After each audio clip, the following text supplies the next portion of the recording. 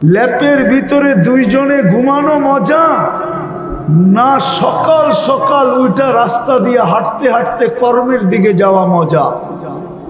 কোনটা মজা?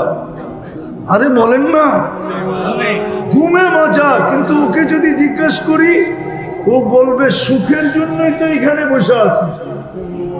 কিসের জন্য? তো সুখ ছাইরা সুখের জন্য বসে আছে।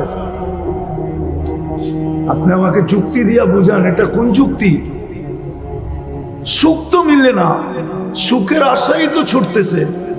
শীতের দিন তো সকালবেলা ফজরের পরে দেখি, আমি তো খিলগাঁই থাকি, ঢাকা শহরেই থাকি, রাস্তাগুলার ভিতরে মানুষের স্রোত যখন দেখি সকালবেলা, তো নিজের মনটাই বলে হায় সুখের আশায় সুখ ছাইড়া কনকনে শীত গায়ে নিয়া ছুটতেছে সবাই। কিন্তু সুখ তো এখানে নাই। মানুষকে আল্লাহ এই মেসেজ দেওয়ার জন্য নিশ্চয় অস্তিত্ব দিছেন। মানুষ বোঝ, তোকে নিশ্চয় অস্তিত্ব দিলাম, পূর্ণতা আমি ছাড়া বিকল্প কোনো রাস্তা নাই, অস্তিত্ব আমি ব্যতীত বিকল্প কোনো রাস্তা নাই, তোকে স্বয়ং সম্পূর্ণ করা আমি ব্যতীত বিকল্প কোনো রাস্তা নাই। বিজয় তোর দিলের ভিতরে কাত, এই ছোট জীবনটাও সুখী হওয়ার জন্য আমি ব্যতীত বিকল্প কোনো রাস্তা নাই। এই জন্য আল্লাহ মেসেজ দেওয়ার জন্য নিশ্চয় সমগ্র সৃষ্টি তৈরি হলো হুকুম দিয়া, দুটা অক্ষর দিয়া, একটা কাফ একটা নুন। আর মানুষ তৈরি হলো কুদরতি হাত দিয়া। তো যেটা হুকুম দিয়া তৈরি হলো সেটা তো সর্বদিকে পূর্ণতা নিয়ে আসলো। চোখের দেখা বলতেছি, মুরগির বাচ্চা ডিমের থেকে বাহির হইতে দেরি, হাঁটতে দেরি করে না।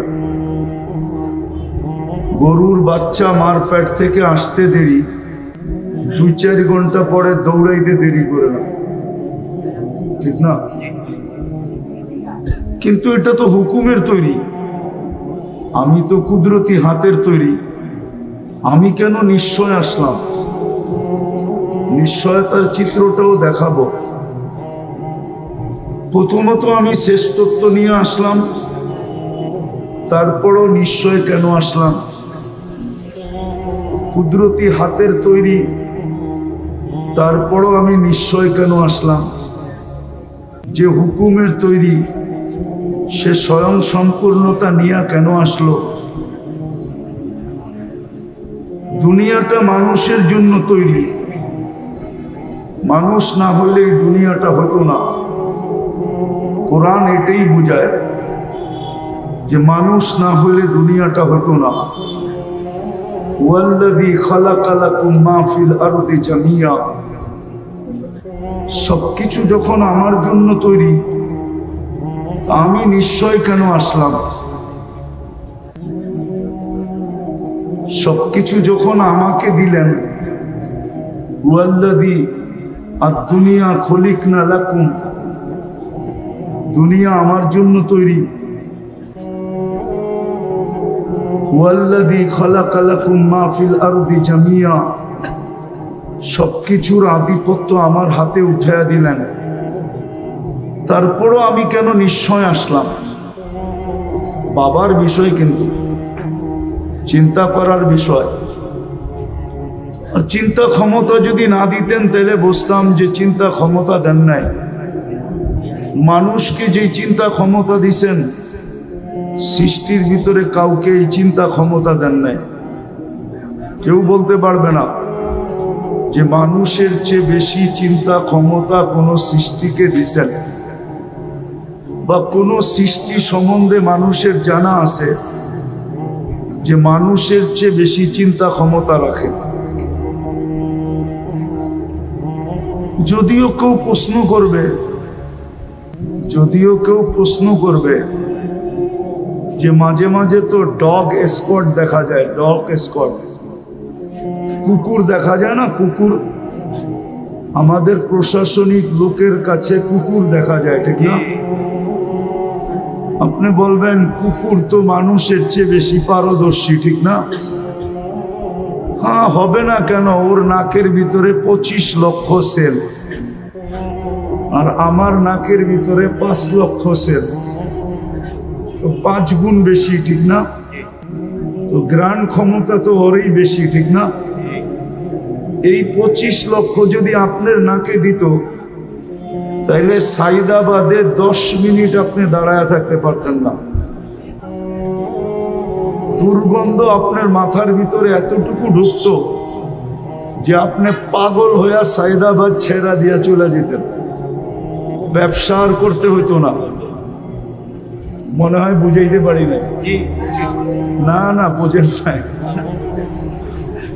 ওর নাকে 25 লক্ষ সেল, মানুষের নাকে মাত্র 5 লক্ষ সেল।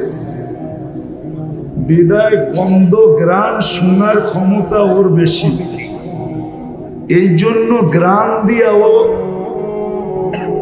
কোনটার ভিতরে মাদক আছে কোনটার ভিতরে নাই এটা ও বুঝতে পারে, মানুষ বুঝতে পারে না।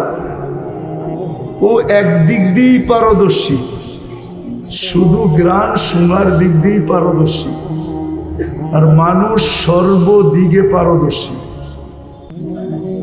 বিদায় কেউ যদি ভাবে যে কুকুর মানুষের চেয়ে উত্তম, তাহলে এই ধারণাটা ভুল হবে। মানুষ সর্বমুখী পারদর্শী। কি সর্বমুখী পারদর্শী? আচ্ছা, ওরে যে ট্রেনিং দিয়া ট্রেনিং প্রাপ্ত বানাইলো, এটা কি কুকুরে বানাইলো না মানুষে বানাইলো? মনে হয় বুঝাইতে পারি না। তাহলে ওর ওস্তাদ কে? মানুষ। তাহলে মানুষই তো শ্রেষ্ঠ, ঠিক না? মানুষ শ্রেষ্ঠ হওয়া সত্ত্বেও নিশ্চয় আসে কেন? আমি তো 4-5টা দেখাইলাম। ইচ্ছা করলে ফজর পর্যন্ত দেখানো যায়, কিন্তু এতগুলা মনে থাকবে না। আজকাল আমাদের ব্রেন সব চলে গেছে প্রযুক্তিতে, আমাদের ব্রেন আমাদের কাছে নাই। এই জন্য এখানে পাওয়া যাবে কলেজের ছেলে, একে পাওয়া যাবে শিক্ষিত। যদি একটা সহজ ঘরের নামটা বলতে বলি তাহলে বলতে পারবে না, এটা আমার বিশ্বাস। বলুক 13 নামটা বলুক, 13 নামটা পারবে না। ও 13-কে 13 দিয়া গুণ দিতে গেলে ক্যালকুলেটর তালাশ করবে। আর আগের যুগে আছে 25 পর্যন্ত নামটা মুখস্থ করতে হইতো স্কুলে, প্রাইমারিতেই কমপ্লিট হইতো 25 পর্যন্ত। আমরা 25 পর্যন্ত পড়ছি। তো এখন চলে গেছে মানুষের ব্রেন প্রযুক্তিতে। মোবাইল বললাম না, প্রযুক্তিতে চলে গেছে। বিদায় বেশি বললে মনে থাকবে না। এই জন্য চোখা চোখা 2-4টা বলতেছি। চোখা চোখা বোঝেন? মনে হয় বোঝেন না, ঢাকায় শব্দ তো কই থেকে বুঝবেন? এখন বললে তো অন্যের আবার চেতা যাইব। এখানের আদি বাসিন্দারা সবাইকে অন্য একটা শব্দ বলে, ওই শব্দটা বললামই না। এই জন্য 2-4টা বললাম আর কি, যে মানুষ সৃষ্টির সেরা, সে নিশ্চয় জমিনে পা রাখে কেন? অথচ যুক্তি তর্ক বলে গাভীর বাচ্চাটা দুনিয়াতে আসতে দেরি, 2 ঘন্টা পরে দৌড়াইতে দেরি করে না। মুরগির বাচ্চাটা ডিমের থেকে বাহির হইতে দেরি, সাথে সাথে হাঁটতে দেরি করে না। কিন্তু মানুষের বাচ্চাটা কেন নিশ্চয়? সে তো সৃষ্টির সেরা, কুদরতি হাতের তৈরি। দুনিয়ার আধিপত্যটা তাকে দিলেন, দুনিয়া তার জন্য তৈরি করলেন। সে সৃষ্টির ভিতরে সবচেয়ে সুন্দর। সৃষ্টির ভিতরে গঠনের দিক দিয়ে মানুষের তুলনা হয় না। মানুষের চেয়ে গঠনে সুন্দর কোনো সৃষ্টি নাই। কেউ যদি বলে পরী, এটা আমি মানি না, কেননা পরী কেউ দেখছে নাকি? আসল রূপে কেউ পরীকে আজ পর্যন্ত দেখে নেয়, শুধু একটা ভুয়া প্রবাদ বাক্য পরীর মতো সুন্দর। আচ্ছা যুক্তিতে বলেন, পরী যদি সুন্দর হইতো তাইলে কাইলা ছেড়ারে কেন ধরলো? ও তো ওর চেয়ে সুন্দর ছেলেকে ধরা উচিত ছিল, যুবরাজকে, ঠিক না? ও কাইলা ছেড়ারে কেন ধরলো? আমারে যুক্তি দিয়া বুঝান। মানুষ তো প্রমোশন চায়, ডিমোশন চায় না, ঠিক না? এই কাউন্টারওয়ালারা চায় সমস্ত বাসের টিকিট আমি একা বেচবো, আর কেউ যেন না বেচে, ঠিক না? চাই সেটা 24 ঘন্টা লাগবে, পুরা ব্যবসা আমার কাছে আসুক। তো পরী যদি সুন্দরী হইতো তাহলে কাইলা ছেড়ারে কেন ধরলো? বোঝা গেল পরী মানুষের চেয়ে সুন্দর না, পরীর গঠন মানুষের চেয়ে সুন্দর না, এমনকি ফেরেশতার গঠনও মানুষের চেয়ে সুন্দর না। আচ্ছা যুক্তিতে বলেন, ফেরেশতার গঠন যদি মানুষের চেয়ে সুন্দর হইতো, তা ফেরেশতা মানুষ দেখা এই কথা কেন বলল? আল্লাহ যখন আদম আলাইহিস সালামকে তৈরি করে রাখলেন, তো ফেরেশতারা দেখতেন আর বলতেন খালকুন জাদীদ, নতুন সৃষ্টি। কেন এর আগে মানুষ দেখেন নাই? দ্বিতীয় বলতেন খালকুন জামিল, নিজেদের দিকে তাকায় বলতেন এত সুন্দর। তাহলে এই ফেরেশতারা কেন সুন্দর বলতেন? হ্যাঁ কি আফ্রিকান দেখলে আমাদের ছেলেরা পিছে পিছে হাঁটে নাকি? সাদা চামড়া দেখলেই পিছে পিছে হাঁটে, ঠিক না? হ্যাঁ ঠিক না? যুবকরা পিছে পিছে হাঁটে না সাদা চামড়া দেখলে? মনে হয় বোঝে নাই। আবার একজন আরেকজনের চোখ টিপি দেয়, ঠিক না? কি বুঝাইতে চায়? দেখছো চামড়া কিরম সাদা, ঠিক না? আসলে তো চামড়াটাই সাদা, ঠিক না? নাইলে আর কি আছে? আর কিছু আছে? একটা কাহিনী মনে উঠলো। এক বাদশাহ ছিলেন প্রতাপশালী, নাম ছিলেন ইয়াজিদ বিন মুহাল্লাব, মুসলিম বাদশাহ, মালিক ইবনে দিনার রহমতুল্লাহ আলাইহির জামানায় বড় আল্লাহওয়ালা ছিলেন। মালিক ইবনে দিনার ওলামারা চিনে। তো উনি ওনার দিকে একটু বাঁকা চোখে দেখছিলেন, বাঁকা চোখে। তো বাদশাহ ডাইকা জিজ্ঞাসা করছে, তুমি তো আমার রাজত্বেই থাকো, তুমি কি আমাকে চিনো না? বলছে অবশ্যই চিনি। বলছে তাহলে বাঁকা চোখে কেন দেখলা? তো বলল শোনো, আমি তোমাকে তোমার চেয়ে বেশি চিনি। তো সে একটু আশ্চর্য বোধ করলো, আরে আমার চেয়ে আমি আমাকে যতটুক না চিনি, এই লোকটা আমার চেয়ে আমাকে বেশি কি করে চিনে? বলছে বলো। আগের যুগের বাদশারা প্রতাপশালী ছিল, কিন্তু বেয়াদব ছিল না। কি ছিল না? বেয়াদব ছিল না। রাগ হয় না, পায়ে হাত রাখি। আজকাল তো মানুষ একটু ক্ষমতা পাইলে শুধু প্রতাপশালী হয় না, বেয়াদব হয়, আদব কায়দা হারায় ফেলে, ঠিক না? আদব কায়দা, কথা বলারও ঢং জানে না। তো বাদশাহ জিজ্ঞেস করলো, তুমি আমাকে আমার চেয়ে বেশি কিভাবে চিনো?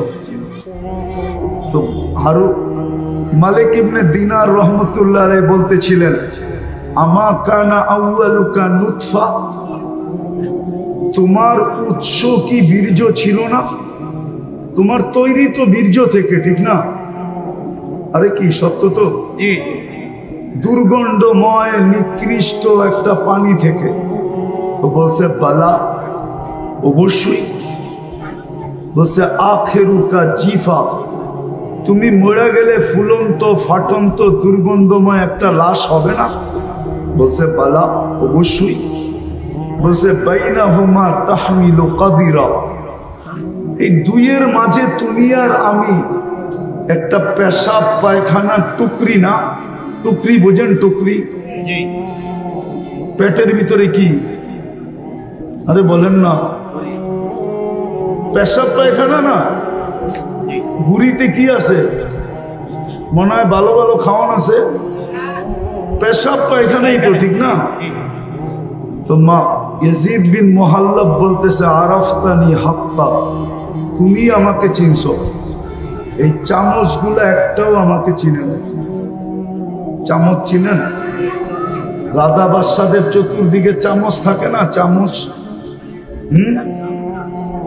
আরে চামচই কোন, চামচা কইলে আবার খারাপ শোনা যায়, সুন্দর ভাষা ব্যবহার করেন। তো বলে ওরা আমাকে চিনে নাই। আমি বুঝাইতেছিলাম, যেই মানুষটা এত সৃষ্টির ভিতরে এত ঊর্ধ্বে, সে নিশ্চয় কেন জমিনে পা রাখে? যুক্তি তো বলে, তর্ক তো বলে, বিবেক তো বলে, বুদ্ধি তো বলে, এমনকি বিদ্যা পর্যন্ত বলে যে সবচেয়ে পূর্ণতা নিয়ে ওই মানুষটাকে দুনিয়াতে আসা উচিত ছিল। কিন্তু মানুষটা কেন নিশ্চয় আসলো? কেমন নিশ্চয়? ফালা লাকা সিন্নুন তাক্তা, মার পাটের থেকে যখন আসে তো দাঁত থাকে না, কোত্থেকে কাটবে? ওয়ালা লাকা লিসানুন তান্তিক, জিহ্বা থাকে কিন্তু বাক শক্তি থাকে না। ওয়ালা লাকা উদুনুন তাসমা, কান থাকে কিন্তু শ্রবণ শক্তির কার্যকারিতা থাকে না। ওয়ালা লাকা আইনুন তানদুর, চক্ষু থাকে কিন্তু দৃষ্টি শক্তির কার্যকারিতা থাকে না। ওয়ালা লাকা আকলুন তুমাইয়িজ, মগজ থাকে কিন্তু ভালো মন্দ বোঝার ক্ষমতা থাকে না। ওয়ালা লাকা কলবুন তাতাফাক্কার, দিল থাকে কিন্তু চিন্তা কি জিনিস সে জানে না। ওয়ালা লাকা ইয়াদুন তাফতিশ, হাত থাকে কিন্তু কর্ম তো দূরের কথা, ধরারই ক্ষমতা থাকে না। ওয়ালা লাকা রিজলুন তামশি, পাও থাকে কিন্তু চলার ক্ষমতা থাকে না। কুনতা সগীরা, বড় ছোট থাকে, বড় ছোট। আফসোস তো এইখানেই হয়, যুবক যৌবন পেয়ে আল্লাহকে ভুলা যায়। ভাবি না যে মাত্র 5-6 পাউন্ডের ছিল, ঊর্ধ্বে 7 পাউন্ড, ঊর্ধ্বে 10 পাউন্ড। 10 পাউন্ডের উপরে বাচ্চা হয় না। আর 10 পাউন্ড যেই বাচ্চা, সে নর্মালও জন্ম নেয় না, তাকে সিজার করতে হয়। কেননা 10 পাউন্ডের বাচ্চা নর্মাল আসতে পারে না, তাকে সিজার করা ব্যতীত আনা যায় না। তাহলে 10 পাউন্ড, কিন্তু যুবক তো ভাবে না যে আমি একদিন 10 পাউন্ড ছিলাম। আল্লাহ তো এটাই বলে, আমা কুনতা সগীরা, তুই ছোট ছিলি। আমা কুনতা যায়ীফা, তুই কি দুর্বল ছিলি না? মার পেটের থেকে আসে তখন কেমন দুর্বল, কিন্তু বড় হইতে দেরি। অতীত বলতে তো দেরি করে না যে অতীতে আমি ছিলাম কি। কে আমাকে এত ওজন বানাইলো? 70 কেজির ওজন আমাকে কে বানাইলো 10 পাউন্ড থেকে? এটা তো ভাবে না। তো নিশ্চয়ের চিত্র দেখাইতেছি যে ছোট ছিল কতটুকু, ওয়েট ওজন ছিল কতটুকু, দুর্বল ছিল কেমন। কুনতা জাহিলা, তুমি বড় অজ্ঞ ছিল, অজ্ঞ। এই নিশ্চয় মানুষ কেন আসে? আবারও বলতেছি, অথচ সৃষ্টির সেরা আল্লাহ মানুষকে একটা মেসেজ দিতে চান, মেসেজ। এই জন্য নিশ্চয় নিয়ে আসছে।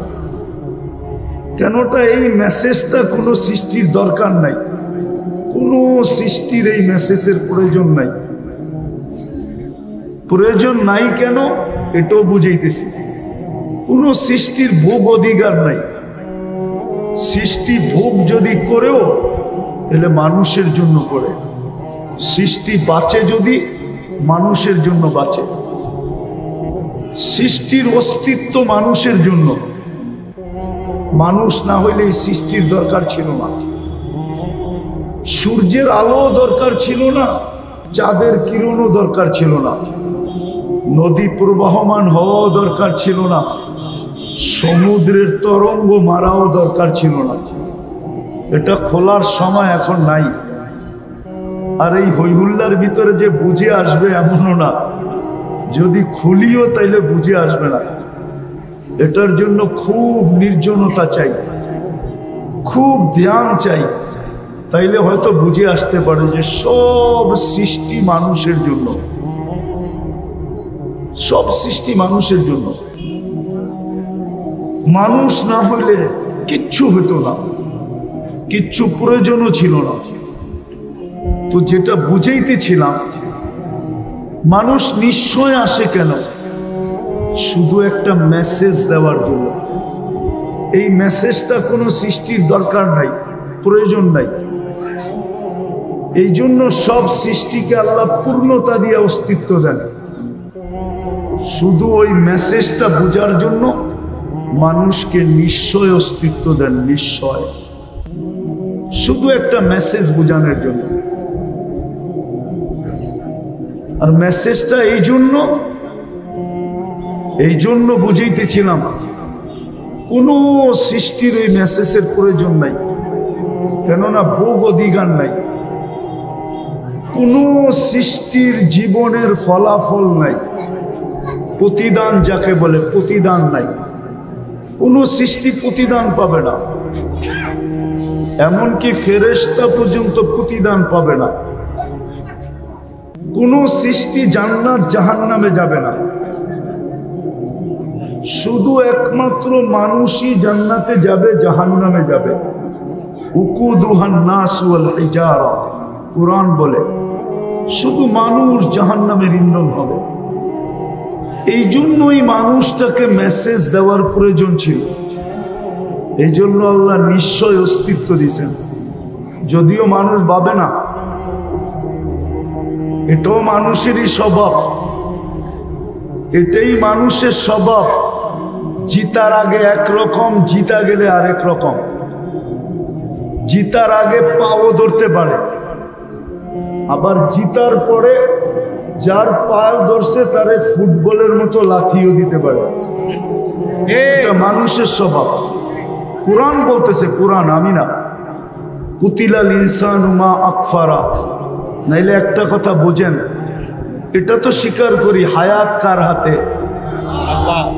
মৌত আল্লাহ, সুস্থতা আল্লাহ, অসুস্থতা আল্লাহ, সর্বকিছু কার হাতে? আল্লাহ। যেই মানুষটা বলে আল্লাহ ডাকলে ও মসজিদে যায় না কি করে? আচ্ছা বলবেন মসজিদটা ছোট, এত মানুষের সংকুলন হবে না। বলুক এই কাউন্টারে জামাতে দাঁড়ায় কিনা, নামাজ পড়ে কিনা, অথবা এই রোডে দাঁড়ায় কিনা, বলেন কয় পার্সেন্ট মানুষ নামাজ পড়ে? তাহলে বোঝা গেল মানুষের মতো অকৃতজ্ঞ কোনো প্রাণী নাই। বিশ্বাস করে যে মৌত আল্লাহর হাতে, মৌত হায়াত আল্লাহ। নাইলে প্রবাদ বাক্য কেন আসলো, রাখে আল্লাহ মারে কে? কিন্তু মিডিয়ালারও লেখে মাঝে মাঝে যে রাখে আল্লাহ মারে কে, মারে আল্লাহ রাখে কে। বিশ্বাস তো করে, কিন্তু আল্লাহ ডাকলো, কে ডাকলো? আল্লাহ। আজান কার ডাক? আল্লাহ। আল্লাহ ডাকলো। ও বিশ্বাস করে আমার হায়াত আল্লাহর কাছে, হাতে, মৌত আল্লাহর হাতে, আমার কর্ম আল্লাহর হাতে, আমার সুস্থতা আল্লাহর হাতে, আমার এভরিথিং আল্লাহর হাতে। বুঝলাম নাস্তিক যারা, ওরা মানে না, কিন্তু আমরা তো নাস্তিক না। নাস্তিক না, আল্লাহকে মানি না, স্বীকার করি না। অবশ্যই। তাহলে আমরা কেন ডাকে আসি না? আমাকে যুক্তি দিয়ে বুঝান, ও কেন আসে না? তাহলে বোঝা গেল আল্লাহর কথা সত্য। মানুষ তোর চেয়ে অকৃতজ্ঞ কেউ নাই। মানুষ সবচেয়ে অকৃতজ্ঞ। কুতিলাল ইনসানু মা আকফারা। অকৃতজ্ঞতা মানুষকে খায়া ফেললো। এই জন্য আল্লাহকে ডেলি ধ্বনি দিতে হয়, ধ্বনি। কোরআনের মাধ্যমে আল্লাহ প্রত্যেকের কানে ধ্বনি দেন, আওয়াজ দেন। মা গররাকা বিরাব্বিকাল কারীম, দয়ালু আল্লাহর থেকে তোকে বিমুখ করলো কে? এত দয়ালু আল্লাহ। চলেন দয়ার একটা দৃষ্টান্ত দেখাই, দয়ার একটা দৃষ্টান্ত দেখাই। এই জীবনটাই তো জীবন না, 60-70 বছর, তারপর চলে যেতে হবে। যেটা চিরদিন, ওইখানেও যদি সুখ পাইতে চাই, আর যদি বলি প্রবাদ বাক্য, নগদ যা পাও হাত পেতে নাও, বাকির খাতায় শূন্য থাক, তাইলে আপনাকে বুঝায় কোনো লাভ নাই। ইনশাআল্লাহ আপনি একদিন সচক্ষে দেখবেন যে বাকির খাতায় শূন্যই আছে, আপনার প্রবাদ বাক্যই থেকে যাবে। এই জন্যই কোরআন বলছে আফা হাসিবতুম আন্নামা খালাকনাকুম আবাস। ও মানুষ, কোন সৃষ্টি যদি অনর্থক সৃষ্টি না হয়, তাহলে তোর মতো সৃষ্টির সেরা মানুষটা অনর্থক হয় কি করে? যাকে আমি সৃষ্টির ভিতরে সবচেয়ে সৌন্দর্য দিলাম, ওটা অনর্থক হয় কি করে? যাকে সৃষ্টির ভিতরে সবচেয়ে সুন্দর গঠন দিলাম, ওটা অনর্থক হয় কি করে? যাকে আমি দুনিয়াটা হাতে উঠায়া দিয়া দিলাম, ওটা অনর্থক হয় কি করে? যাকে দুনিয়ার আধিপত্য দিলাম, সেটা অনর্থক হয় কি করে? সর্বশেষ যেই মানুষটাকে আমি খলিফা, আমার প্রতিনিধি হিসাবে ঘোষণা দিলাম, ওটা অনর্থক হয় কি করে? যেই মানুষটাকে জন্ম নিতে দেরি, সৃষ্টি শ্রেষ্ঠ সৃষ্টি, যাকে সেজদা করতে দেরি করে নাই, ওই মানুষটা অনর্থক হয় কি করে? এই জন্যই তো কবি বলেন, मिले खाक में अहले शाह कैसे कैसे, जमी खा गई नौजवां कैसे कैसे, अजल ने न छोड़ा किसरा न दारा, उसी से सिकंदर सा फाते भी देहारा, हर एक लेके क्या क्या हसरत सुधारा, पड़ा रह गया यही ठाठ सारा। ঐতিহ্য পড়া থাকবে, ঐতিহ্য। সোনার গায়ে ঐতিহ্য পড়া আছে, লালবাগ কিলায় ঐতিহ্য পড়া আছে, আহসান মঞ্জিলে ঐতিহ্য পড়া আছে, বিক্রমপুরে ঐতিহ্য পড়া আছে, রাজবাড়িতে ঐতিহ্য পড়া আছে, হাজারো ঐতিহ্য পড়া আছে, হাজারো ঐতিহ্য পড়া আছে। এখনো গণভবন পড়া আছে, গণভবন ঐতিহ্য পড়া আছে। আল্লাহ বলে, কবিও বলে, ঐতিহ্য পড়া থাকবে। ছোটবেলা অনেক বাস কোম্পানি দেখতাম, যাদের নাম এখন পর্যন্ত একটাও নাই, শুধু একটা আছে, ঈগলের কিছু বাস এখন দেখা যায়, বাকি পুরান কোম্পানির একটাও নাই, শুধু ঈগলটা দেখা যায়। ছোটবেলার বাসের কোম্পানির কথা বলতেছি। বড় দাপট ছিল, বড় দাপট ছিল। রাগ হয়ে যাবেন বললে? না, পরিবহন রাগ হয়ে যাবে। বলবো, পরিবহনগুলার ব্যবহারে মনে হয় এরা যাত্রীকে বিনা পয়সায় নিয়ে যায়, বিনা পয়সায়। এরকম রাগ ব্যবহার করে কাউন্টার থেকে নিয়ে পায়ে হাত দিয়া বলতেছি, রাগ হয়েন না। কন্ট্রাক্টর থেকে নিয়ে সবাই এরকম রাগ ব্যবহার করে, মাঝে মাঝে মনে হয় বিনা পয়সায় নিয়ে যায় কি, কিন্তু আসলে এদের পরিবহন চলে তো জনগণের মাধ্যমে, ঠিক না? জনগণ যদি বলে আমরা 11 নম্বর পরিবহন ব্যবহার করব, আজকের থেকে কোনো পরিবহনই ব্যবহার করব না। 11 নম্বর চিনেন? দুর্মিয়া এটাও চিনেন না, ঠিক না? এই দুইটা পাও, এটা হলো 11 নম্বর। 11 নম্বর পরিবহন ব্যবহার করব, আর কোনো পরিবহনই ব্যবহার করব না। তাইলে দেখেন আপনাদের জনগণের পাও ধরে কেমনে। রিক্সাওয়ালারা যদি ব্যবহারই না করেন, ঢাকা শহরের কত বড়, কিন্তু আমরা অলস হয়ে গেছি বিদায় 5 টাকার ভাড়া 50 টাকা দেওয়া যায়, ঠিক না? 20 টাকার ভাড়া 100 টাকা দেওয়া যায়, ঠিক না? হ্যাঁ, এই জন্যই তো আমরা অসুস্থ। সব ফার্মের মুরগি হয়ে গেছে, 1 কিলো হাঁটতে পারে না, ঠিক না? হ্যাঁ, তো যেটা বুঝাইতেছিলাম, দুনিয়াটা চলবে না আল্লাহ পাওয়া ছাড়া, লেখালাম। এই জন্যই আপনাকে নিশ্চয় অস্তিত্ব দেয় মেসেজ, এটা মেসেজ। আল্লাহ ছাড়া তোমার এই দুনিয়ার ছোট জীবনটা চলবে না। একটা কাহিনী শোনাবো, কানে শোনা কাহিনী, নেলে শুনাইতাম না। দেখেন না, কনস্ট্রাকশন শ্রমিক থাকে না, যারা বিল্ডিং শিল্ডিং বানায়, ঠিক না? তো ওদের একজন সুপারভাইজার থাকে, অনেকগুলা কি দিন মজদুর থাকে, ঠিক না? ওরা দেখবেন সকালবেলা টিফিন কারি নিয়ে আসে লগে করে, দুপুরে একসাথে বৈশা খায়।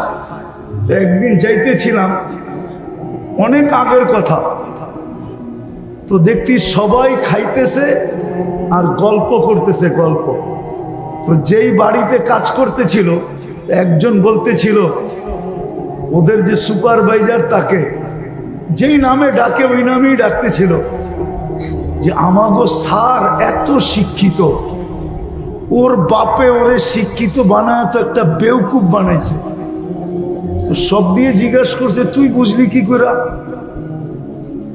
হয়তো ম্যাডামের কথা ছাড়া কিচ্ছু করে না, কিন্তু ও এত বড় অফিসার, বিয়া করলো, ও বিল্ডিং বানাইতেছে ওর টাকায়, সব খরচ করে ও, কিন্তু ও তো ম্যাডামের কথা ছাড়া লড়ে না। তাইলে আমি বেউকুফ বলবো না, বলবোটা কি? মনে হয় বুঝাইতে পারি না। তারপরে নিজেদের কথা বলতেছে, দেখ আমরা শিক্ষা দীক্ষা লই নাই, গায়ে খাটি, আমরাই ভালো আছি। তার একটা হাসে আর জিগায়, কেমনে ভালো আছিস? দেখছস ফজরের আগে উঠা আমাগো টিফিন কারিটা রেডি করে দিছে, গরম গরম পাক করে দিছে, এই যে নিয়ে আসছি এখন খাইতেছি। বিকালবেলা বাড়িতে যায়া দেখমু পানিটা রেডি আছে, যায়া গাও গোসল করমু। তারপরে বউ বলবে ছেলে পেলেকে, তোরা একটু দূরে যা, তোর আব্বা সারাদিন খাইতে আইছে, একটু আরাম করো। তোরা যদি বিরক্ত করস তাহলে আরাম করতে পারবে না, কালকে আবার কাজে যাইতে হবে। যদি অসুস্থ হয় তাহলে সংসার চলবে না, তোরা একটু দূরে যা, তোর আব্বা আরামে ঘুমাক। তারপরে বউ আইসা একটু গায়ে পায়ে তেল লাগায়া দেয়, তাইলে আমরা বালা আছি না তো সারে বালা আছে? সারে তো সারাদিন কথা সারা লড়েই না। মনে হয় বুঝাইতে পারি। এই জীবনটাও আল্লাহ চাওয়া ছাড়া চলবে না, আর আখেরাতটা তো চলবে না, চলবেই না। এই জন্য আসেন আজকের থেকে তওবা কইরা, বেশি করতে হবে না, বেশি।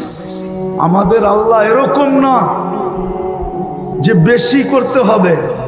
আজকে তো শ্রমিকরে খাটায় 12 ঘন্টা, বেতন দেয় 8 ঘন্টার, 8 ঘন্টার, ঠিক না? না 8 ঘন্টার দেয় না, 12 ঘন্টার দেয়। নাইলে এত আন্দোলন বেতনের লিগে কেন হয়? মালিক পক্ষ মনে করে আমি তো বিল্ডিং মাত্রই নিউ ইয়র্কে একটা বানাইলাম, আর বাকি তো কানাডা রয়েই গেল, অস্ট্রেলিয়া রয়ে গেল, ইংল্যান্ড রয়ে গেল, নিউজিল্যান্ড রয়ে গেল, জাপান রয়ে গেল, দুনিয়ার বড় বড় জায়গায় বিল্ডিং বানানো রয়ে গেল। তোকে এত বেতন দিব কেন? আমি আগে বিল্ডিং বানাইলি, ঠিক না? তাইলে শ্রমিকের আন্দোলন হইতো কেন?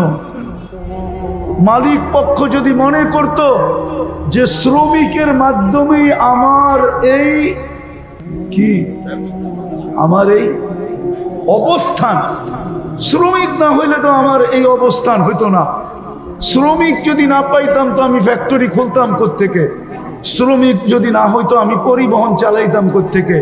সে যদি শ্রমিককে এহসান মোহসেন মনে করত, তাইলে তো শ্রমিকের উপরে নির্যাতন হইতো না, শ্রমিক আইনের প্রয়োজন ছিল না। রাগ হয় না মালিক পক্ষ আবার। তো যেটা বুঝাইতেছিলাম আল্লাহ পাওয়া ছাড়া আমাদের জীবনটা চলবে না। আল্লাহ বেশি চান না। আল্লাহকে রাজি করা অনেক সহজ। শুধু একটা জিনিসই যদি আজকে করতে পারি, প্রথমে যদি তওবা করতে পারি, নিজেকে তওবায় অভ্যস্ত বানাইতে পারি, যে আমি সকাল বিকাল যখনই মনে উঠব তখনই মুখ দিয়া বলবো আল্লাহ আমার তওবা, আল্লাহ আমি তওবা করলাম। আল্লাহ তওবা খুব পছন্দ করে। এই উম্মতের জন্য বেশি কিছু করতে হবে না, 5 ওয়াক্ত নামাজ পড়লেই যথেষ্ট। পারবেন পড়তে? পাক্কা পারবেন? নামান। আর একটা পরিবেশকে টিকায় রাখতে হবে, তাইলে দেখবেন আমরা সমস্ত বিপর্যয়ের থেকে বেঁচে থাকবো। যেমন বাংলাদেশ বেঁচে আছে শুধু একটা কারণে, নাইলে বাংলাদেশের বিপর্যয়ের কথা পেপারে একবার আসে নাই, একাধিকবার আসছে। মিডিয়ায় হাজারো বার বলছে যে বাংলাদেশে বিপর্যয় ঘটবে, কিন্তু বাংলাদেশে কোনো বিপর্যয় আজ পর্যন্ত ঘটে নাই। আর আমার বিশ্বাস পরিবেশ যতদিন থাকবে অতদিন ঘটবে না। করোনার সময় সবাই চিৎকার দিছে বাংলাদেশের মতো বিপর্যয় কোথাও হবে না। আপনারা ব্যারিস্টার সুমনের বয়ান শুনছেন করোনার সময়? ওর বয়ান দেখেন। করোনার সময় ও চ্যালেঞ্জ করে বলছে বাংলাদেশের মতো বিপর্যয় কোথাও ঘটবে না। বাংলাদেশে মাটি দেওয়ার মতো লোক পাওয়া যাবে না, কিন্তু করোনায় বাংলাদেশে কোনো বিপর্যয় ঘটে নাই। বাংলাদেশে 7.8 ভূমিকম্প আসছিল। আজ 2013 অথবা 14 31 নাইটের পরের দিন সকাল 5:05 কোনো বিপর্যয় ঘটে নাই। অথচ তুর্কিতে 1.5 লক্ষ লোক মারা গেছে। এই একই স্কেলের ভূমিকম্প, এক শহর মাটির সাথে মিশা গেছে।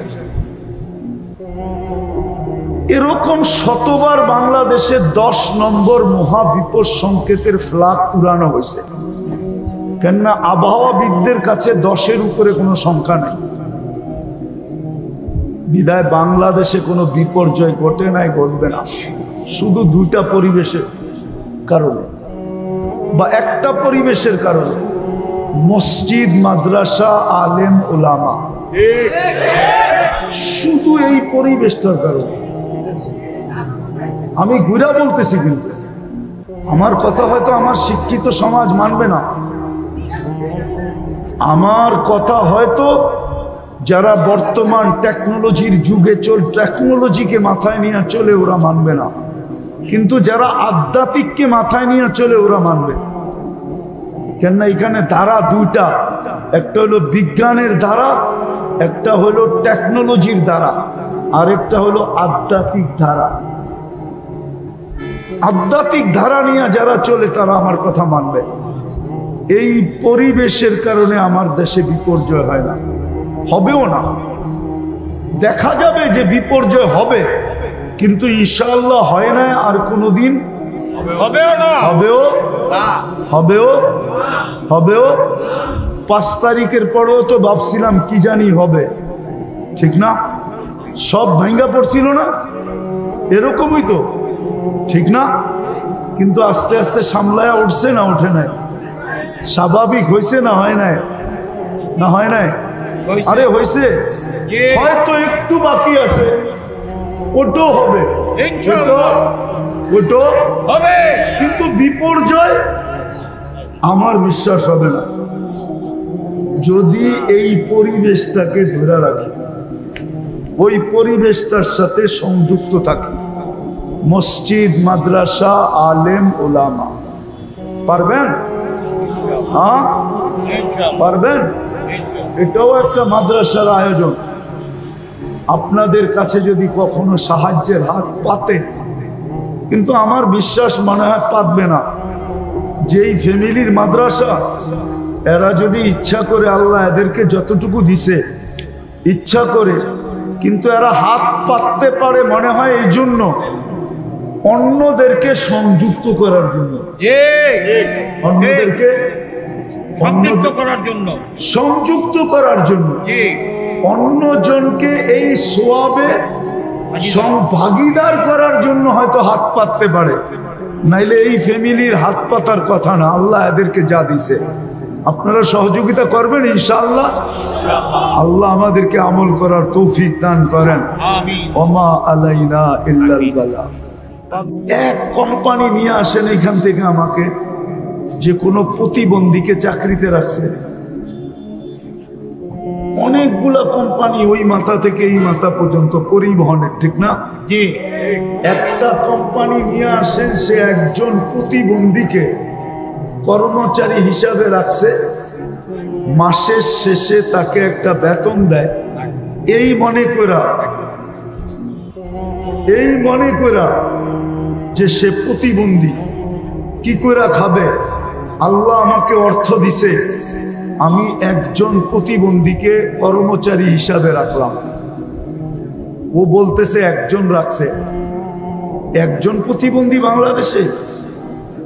হ্যাঁ, যদি প্রতিবন্ধীকেই এরকম বিত্তশালীরা, মার্কেট মালিক, দোকান মালিক, পরিবহন মালিক, মেল ফ্যাক্টরিওয়ালারা রাখতো, তাহলে বাংলাদেশে আর প্রতিবন্ধী আলাদেরকে কি অটো চালাইতে হইতো না, ঠিক না?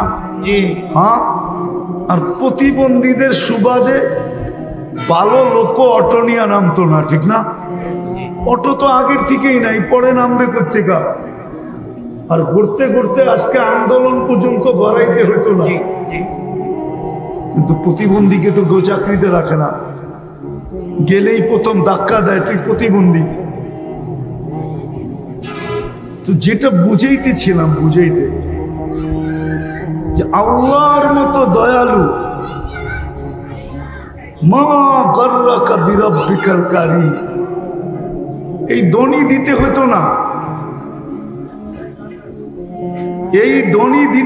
না, যে আমার মতো দয়ালুর থেকে তোকে বিমুখ করলো কে? তুই সারাদিন বিমুখ থাকা সত্ত্বেও, আমার হাতে হায়াত থাকা সত্ত্বেও, আমার হাতে মউত থাকা সত্ত্বেও, এভরিথিং আমার হাতে থাকা সত্ত্বেও আমি তোর ডাকি আমি, তুমি সাড়া দাও না। তারপরও আমি তোমার সব কিছু বহন করতেছি। বলেন এরকম দাতা কই পাবেন? একটু ভাবেন,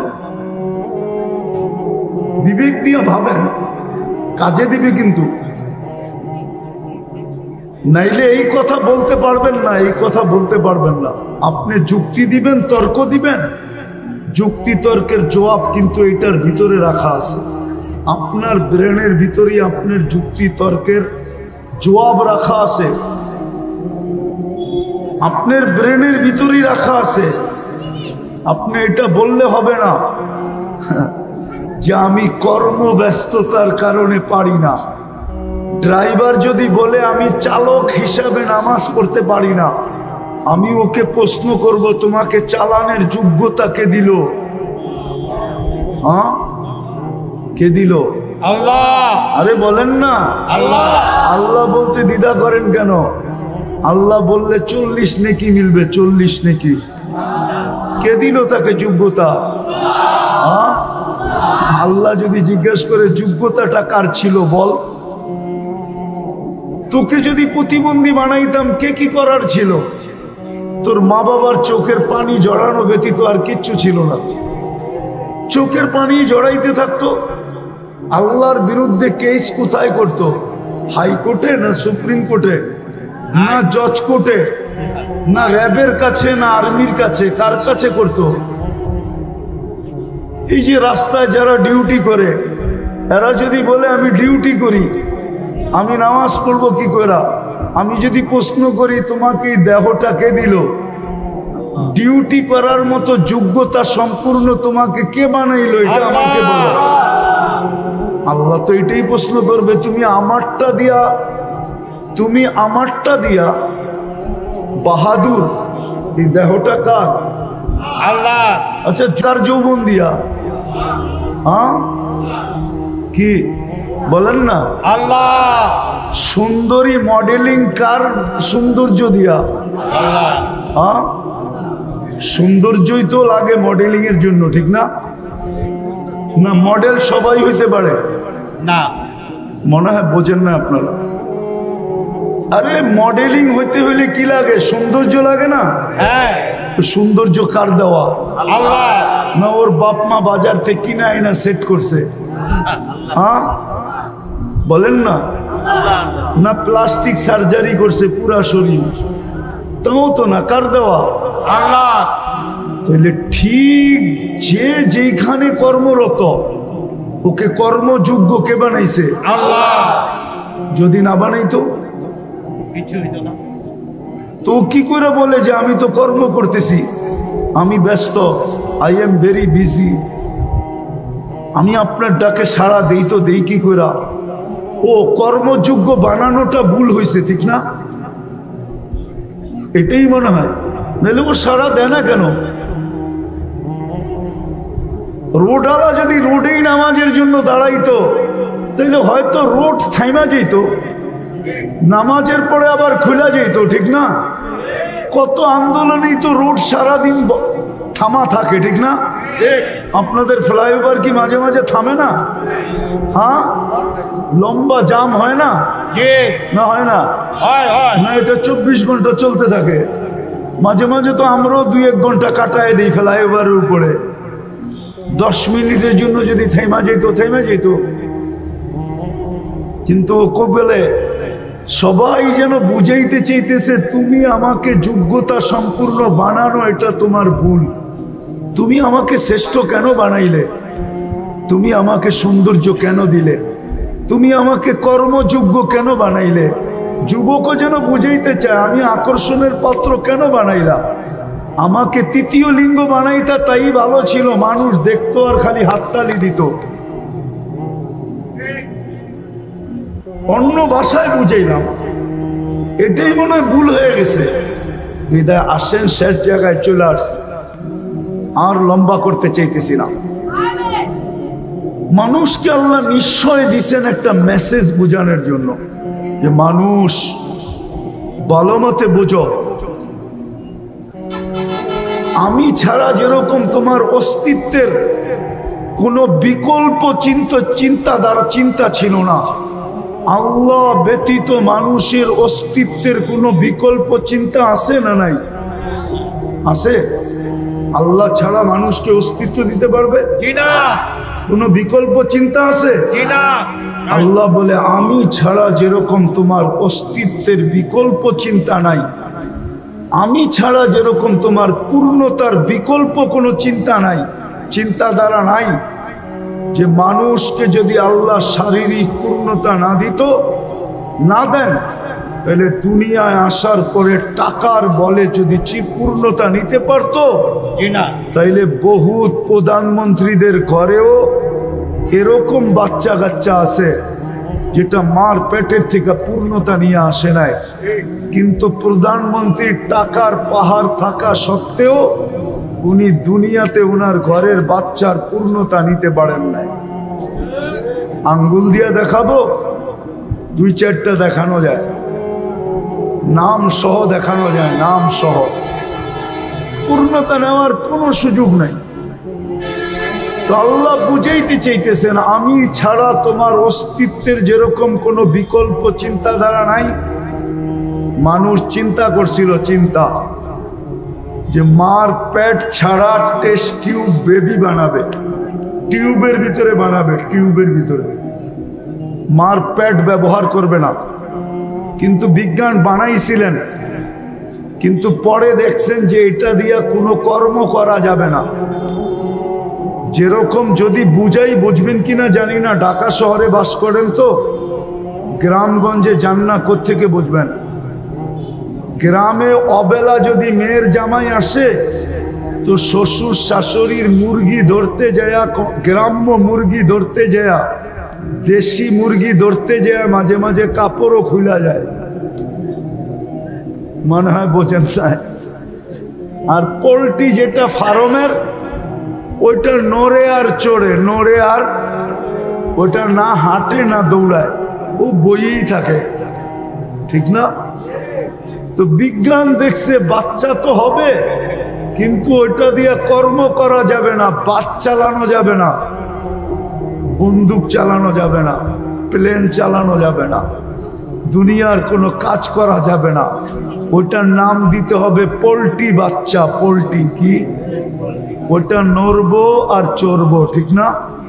তো বিজ্ঞান কানে দইরা তওবা করে ফেলছে, এখন আগের জায়গায় চলে আসছে যে আল্লাহ ব্যতীত অস্তিত্ব দেওয়ার কোনো বিকল্প নাই, আল্লাহ ব্যতীত পূর্ণতা দেওয়ার কোনো বিকল্প নাই। টাকার বলে পূর্ণতা নেওয়া যায় না। তো সব যখন আল্লাহ দেন, তাইলে ওই ব্যক্তিটাকে যখন আল্লাহ ডাকে তো আসে না কেন? কেন আসে না বলেন?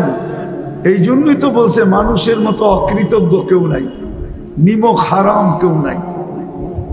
মানুষের চেয়ে নিমক হারাম কোনো জাতি নাই, মানুষের চেয়ে অকৃতজ্ঞ কোনো জাতি নাই, মানুষের চেয়ে কপাল পোড়া কোনো জাতি নাই।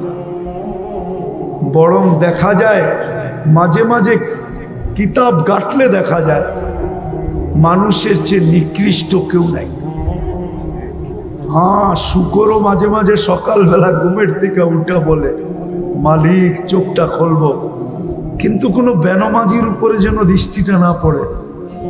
আল্লাহ জিজ্ঞেস করে কেন?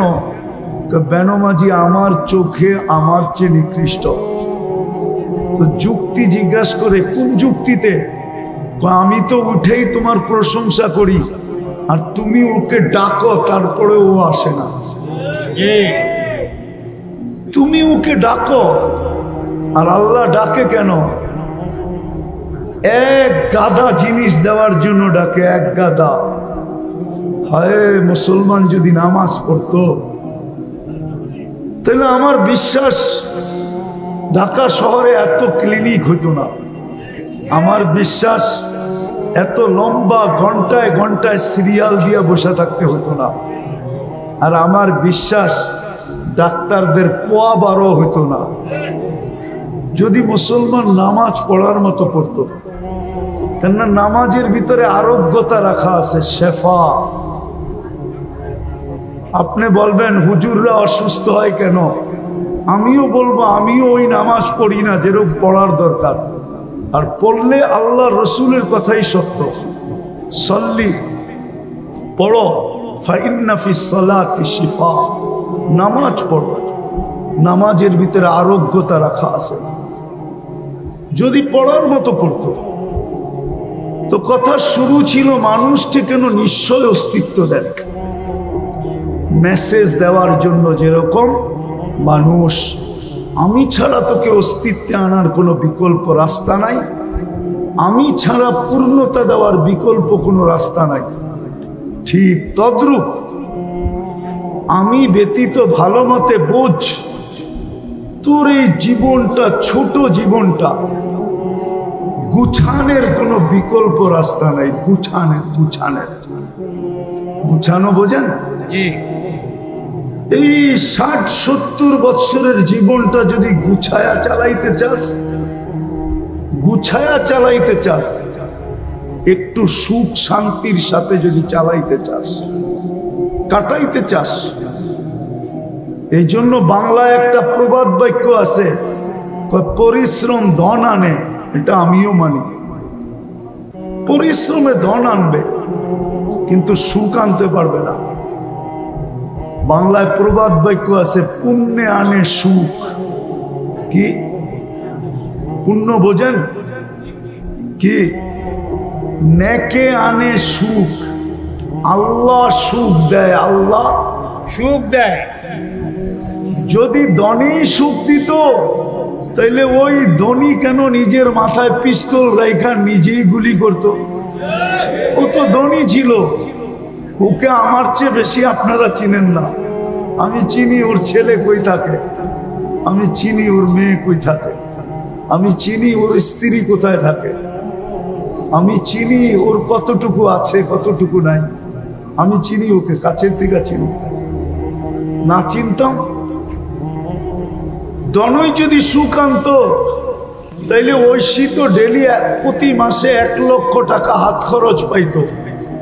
ঐশী যে এখনো জেলখানায় আছে, সে তো প্রতি মাসে 1 লক্ষ টাকা হাত খরচ পাইতো। ছোট একটা মেয়ে, ও 1 লক্ষ টাকা খায় না, চাবায়া খাইতো। ও 1 লক্ষ টাকা খায় কি করে? হ্যাঁ, ডেলি 3000 টাকা খাইলেও তো মাসে ৩৩-এ ৯০,০০০ হয়। ও 3000 ডেলি কি খাইতো? বিলাসবহুল গাড়ি তো ছিল ওর জন্য, পার্সোনাল ড্রাইভার তো ছিল ওর জন্য। এখনো তো ফ্ল্যাটটা পড়া আছে শান্তিনগরে, দেখা আসেন না? আমি চিনি ওই ফ্ল্যাট। যদি ধনী মানুষের জীবনে সুখ আনতো তাইলে ধনীরা বেশিরভাগ আত্মহত্যা করে কেন, ডিটেনশনে ভোগে কেন? ধনীদের চেয়ে তো বেশি ঘুমের ট্যাবলেট কেউ খায় না, ধনীদের চেয়ে তো বেশি ডিটেনশনের ট্যাবলেট কেউ খায় না। ধনীরা সবচেয়ে বেশি ট্যাবলেট খায়। আরেকটা বলবো, হয়তো বিশ্বাস করবেন না, ডিটেনশনের ট্যাবলেট উন্নত বিশ্বে সারা দিন যতগুলা বিক্রি হয়, যত $1 ট্রিলিয়ন, কোনো ওষুধ এত বিক্রি হয় না। আমি তো ঘুরা বলতেছি, ঘুরা আমেরিকা যায়া বলতেছি, কানাডা যায়া বলতেছি, ইংল্যান্ড, ইউরোপ, অস্ট্রেলিয়া, জাপান, শুধু বাকি আছে নিউজিল্যান্ড। বাকি সব ল্যান্ডে যায়া বলতেছি। তাইলে ওরা কেন এত বেশি ট্যাবলেট খাইতো ঘুমানের? মুসলমানের ঘুম দেখা কেন মুসলমান হইতো? আমি তো চিনি আমেরিকাতে ওই ব্যক্তিকে যে মুসলমানের ঘুম দেখা মুসলমান হয়েছে। সত্য বলতেছি। মসজিদে বৈশা বৈশা একজন ঘুমাইতেছিল, তো দূরের থেকে দেখা ছুটে আসছে, বলছে তুই কোন কোম্পানির ওষুধ খাস, বৈশা বৈশা ঘুমাস? আমি তো আমেরিকান ওষুধ খায়া বিছনায় যায় ঘুমাইতে পারি না, আমাকে একটু দয়া করে লেখা দিবি? ও ছিল তাবলিগওয়ালা, ও চালাক ছিল, বলছে এত তাড়াতাড়ি লেখা দিব? 3 দিন আমার লগে থাকতে হবে। থাকবি? বলছে 3 দিন না, 3 মাস থাকবো, 3 মাস। তারপরও ঘুম দরকার। তো 3 দিন জামাতে থাকার পরে মুসলমান হয়ে গেছে। 2019-এর কাহিনী বলতেছি। আমি ইস্তেমায় গেছিলাম আমেরিকার, তা আমি বয়ান করে নামতেছিলাম, আর ও পিছে বয়া ঘুমাইতেছিল বৈশা বৈশা। তা আমি আইসা ওরে খোঁচা দিয়ে জিজ্ঞাসা করছিলাম, কোন কোম্পানির ট্যাবলেট খাস, আমাকে লেখা দিবি? তো আমাকে হাইসা দিয়া বলতেছে 3 দিন সময় দিতে হইব, তাইলে লেখা দিবি। অথচ আমি ইস্তেমার বয়ান করে নামলাম। সত্য এটা, ভাবেন, নাইলে ছোট জীবনটা কেটে যাবে। সুখের আশায় দৌড়াইতে থাকবো, কিন্তু কোনোদিন সুখ দেখবো না। সত্য এটাই। পুণ্যে আনে, পুণ্যে আনে, পরিশ্রম কি আনে? আলস্য, দারিদ্রতা আনে মানি, কিন্তু দুঃখ আনতে পারে না। পাপে আনে দুঃখ, পাপে পাপে। মানুষের জীবনে দুঃখ আসে পাপের কারণে, অলসতার কারণে মানুষের জীবনে দুঃখ আসে না। মানুষ দুঃখী হয় শুধু পাপের কারণে।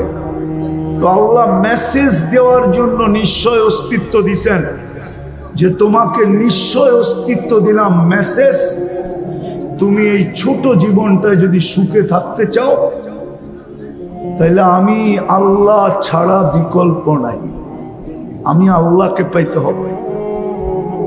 যেমন দেখাইলাম, অস্তিত্ব আল্লাহ ব্যতীত বিকল্প, পূর্ণতা আল্লাহ ব্যতীত বিকল্প, সুখ আল্লাহ ব্যতীত বিকল্প নাই, কোনো কিছুই আল্লাহ ব্যতীত বিকল্প নাই। সবকিছুর ভান্ডার কিন্তু ওনার কাছে।